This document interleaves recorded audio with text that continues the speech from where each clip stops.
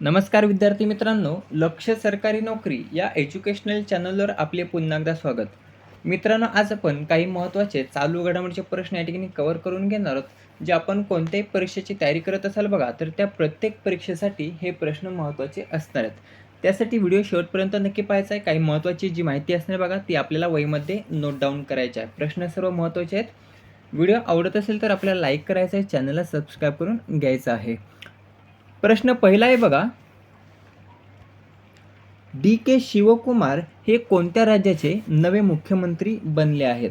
तर डी के शिवकुमार हे जर आपण पाहिलं तर कर्नाटक, पर्याय ड कर्नाटक या राज्याचे नवे मुख्यमंत्री आता डी के शिवकुमार असणार आहेत. जे अगोदर कर्नाटकचे उपमुख्यमंत्री होते आणि मुख्यमंत्री होते सिद्धरमैया. तर सिद्धरमैया यांच्या जागेवर आता कर्नाटकचे नवे मुख्यमंत्री असणार आहेत डी के शिवकुमार. त्यानंतर एक्स्ट्रा पॉईंट जर आपल्याला माहिती असायला हवा तो म्हणजे असा की डी के शिवकुमार जे आहेत बघा, तर ते देशातील सर्वात श्रीमंत मुख्यमंत्री ठरलेले आहेत. हे देखील लक्षात ठेवायचं. या अगोदर कोण होते? चंद्राबाबू नायडू होते बघा, आंध्र प्रदेशचे. त्यांना आता मागे टाकत डी के शिवकुमार हे देशातील सर्वात श्रीमंत मुख्यमंत्री ठरलेले आहेत. जर लिस्ट आपण पाहिली टॉप 4, तर त्या टॉप 4 मध्ये येतात डी के शिवकुमार, ज्यांची संपत्ती आहे बघा 1413 म्हणजेच 1413 करोड. दुसऱ्यावर आहेत चंद्राबाबू नायडू 931 करोड. तिसऱ्या आहेत विजय जोसेफ 603 करोड. आणि चौथे आहेत पेमा खांडू 332 करोड. हे झाले सर्वात श्रीमंत. जर आपण गरीब पाहिले तर गरीबमध्ये येतात बघा ओमर अब्दुल्ला, यांची संपत्ती किती आहे बघा 55 लाख. लक्षात ठेवायचं आहे. जे जम्मू अँड काश्मीर या केंद्रशासित प्रदेशाचे मुख्यमंत्री आहेत. दुसऱ्यावर आहेत भजनलाल शर्मा 1 करोड. आणि तिसऱ्यावर आहेत मोहन चरण माझी, हे देखील 1 करोड यांची संपत्ती असणार आहे. झालं एक क्लिअर. त्यानंतरचा दुसरा प्रश्न पाहूया. भारत आणि कोणत्या देशामध्ये CEPA करार हा लागू झाला आहे? तर भारत आणि ओमान, पर्याय अ भारत आणि ओमान. तर या दोन देशांदरम्यान बघा CEPA करार हा झालेला आहे. लक्षात ठेवायचा आहे.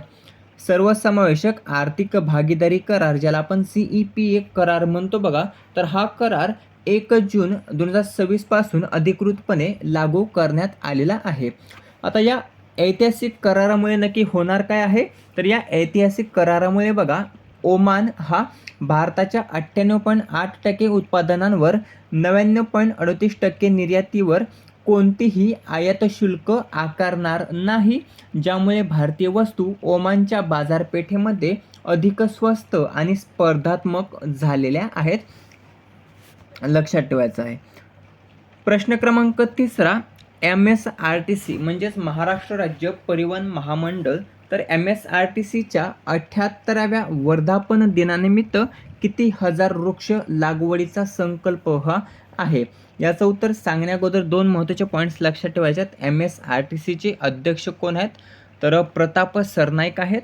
आणि याच MSRTCचे ब्रँड ॲम्बॅसेडर जर आपण पाहिले तर ते आहेत बघा रितेश देशमुख आणि जेनेलिया देशमुख. हे 2 बघा MSRTCचे ब्रँड ॲम्बॅसेडर आहेत. हे लक्षात ठेवायचं आहे. यावर प्रश्न विचारला जाऊ शकतो.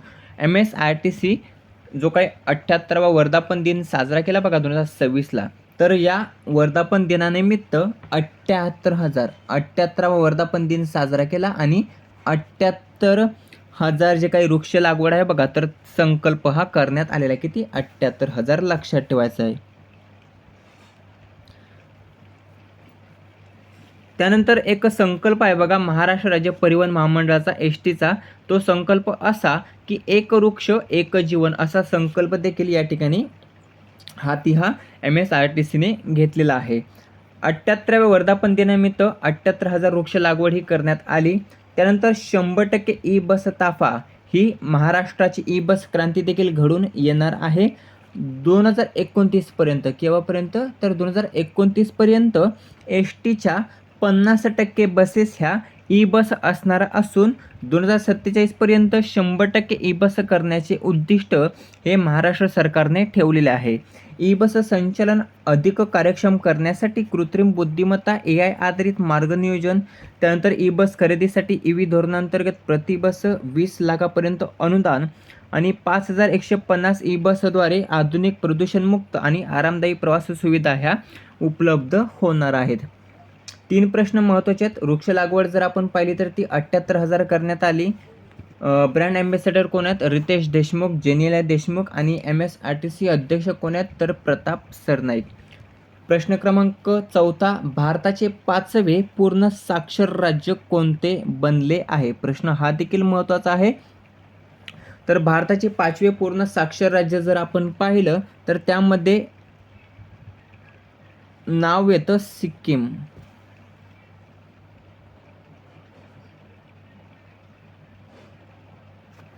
लक्षात ठेवायचं आहे, सिक्कीम हा भारताचे 5वे पूर्ण राज्य बनलेले आहे. इथे पर्याय आपण घेतलेला नाही, परंतु लक्षात ठेवायचं आहे सिक्कीम हे भारताचे 5वे पूर्ण साक्षर राज्य ठरलेले आहे. या अगोदरचे 4 कोणते आहेत?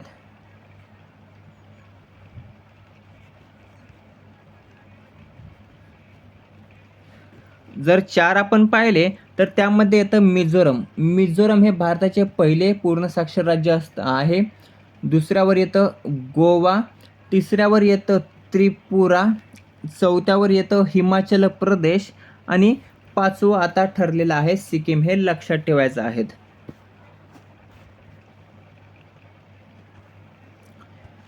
5वा प्रश्न आहे, CBSEचे नवीन अध्यक्ष म्हणून कोणाची नियुक्ती करण्यात आली आहे? तर CBSEचे नवीन अध्यक्ष म्हणून जर आपण पाहिलं तर त्या ठिकाणी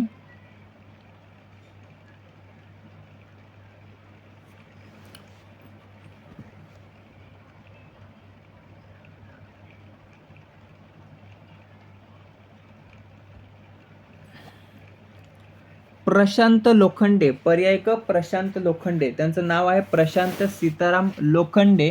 तर प्रशांत सीताराम लोखंडे हे बघा आता CBSEचे नवीन अध्यक्ष म्हणून पदभार हे सांभाळत आहेत. हे लक्षात ठेवायचं आहे. केंद्र सरकारने केंद्रीय माध्यमिक शिक्षण मंडळाचे म्हणजेच CBSEचे चेअरमन राहुल सिंग आणि सचिव हिमांशु गुप्ता यांची मंडळावरून बघा बदलीही केलेली आहे. आता याचं कारण काय होतं? तर इयत्ता 12वीच्या बोर्ड परीक्षांसाठी अवलंबण्यात आलेल्या डिजिटल मूल्यमापन पद्धतीमध्ये कथित अनियमितता झाल्याच्या पार्श्वभूमीवर बघा सरकारने हे पाऊल उचललेले आहे. त्यानंतर आता नवीन CBSEचे अध्यक्ष असणार आहेत प्रशांत लोखंडे. 6वा प्रश्न आहे, 22व्या आशियाई अंडर 20 ॲथलेटिक्स चॅम्पियनशिप 2026 मध्ये भारताने किती पदके जिंकलेली आहेत? तर यामध्ये भारताने जर आपण पाहिलं तर एकूण 19 पदके जिंकलेली आहेत. त्यामध्ये 10 सुवर्ण पदक आहेत, 5 रौप्य पदक आहेत आणि 4 कांस्य पदक, अशी 19 पदके ही आपल्या भारताने जिंकलेले असून स्थान जर आपण पाहिलं तर स्थान असणार आहे दुसरे. कितवे असणार आहे? दुसरे स्थान असणार आहे. लक्षात ठेवायचं आहे.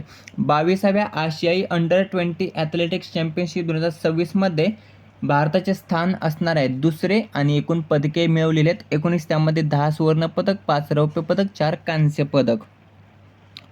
चीनने या ठिकाणी 25 पदके जिंकलेले आहेत. किती? 25 पदके. आणि पहिला क्रमांक हा चीनने मिळवलेला आहे 25 पदकासह. त्यामध्ये 14 सुवर्ण पदक हे चीनने पटकावलेले आहेत. तिसऱ्या क्रमांकावर आहे जपान, ज्याने 18 पदक पटकावलेले आहेत. त्यानंतरचा पुढचा प्रश्न आहे, भारत दौऱ्यावर आलेल्या यू मिन आंग हलाइंग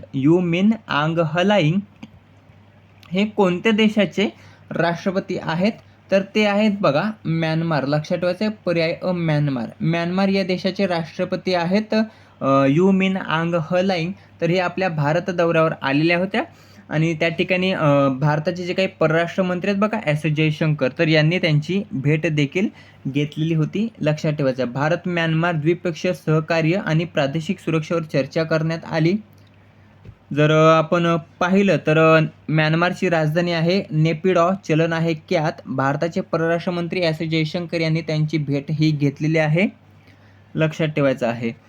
पुढचा 8वा आणि शेवटचा प्रश्न आहे,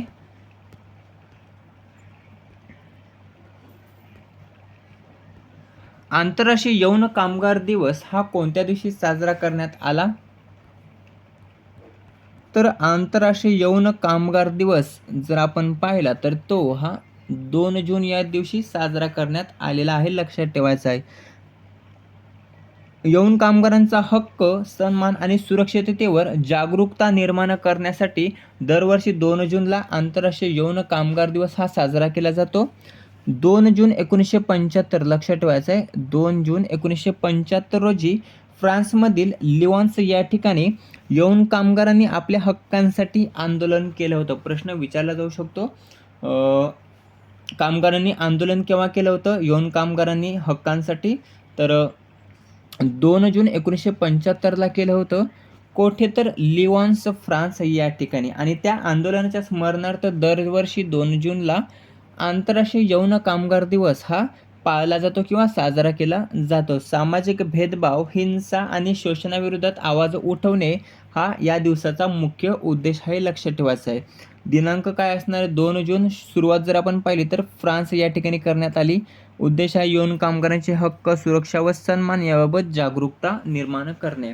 मित्रांनो, अशा प्रकारे महत्त्वाचे 8 चालू घडामोडीचे प्रश्न या ठिकाणी आपण कव्हर केलेले आहेत. जे कोणत्याही परीक्षेची तयारी करत असाल बघा आपण, त्या प्रत्येक परीक्षेसाठी हे महत्त्वाचे प्रश्न असणार आहेत. व्हिडिओ कसा वाटला कमेंट करून नक्कीच सांगायचं आहे. व्हिडिओ आवडला असेल तर मित्रांसोबत जास्तीत जास्त शेअर करायचा आहे आणि आपल्या चॅनलला सबस्क्राईब करून घ्यायचं आहे. भेटूया पुढील भागामध्ये. धन्यवाद.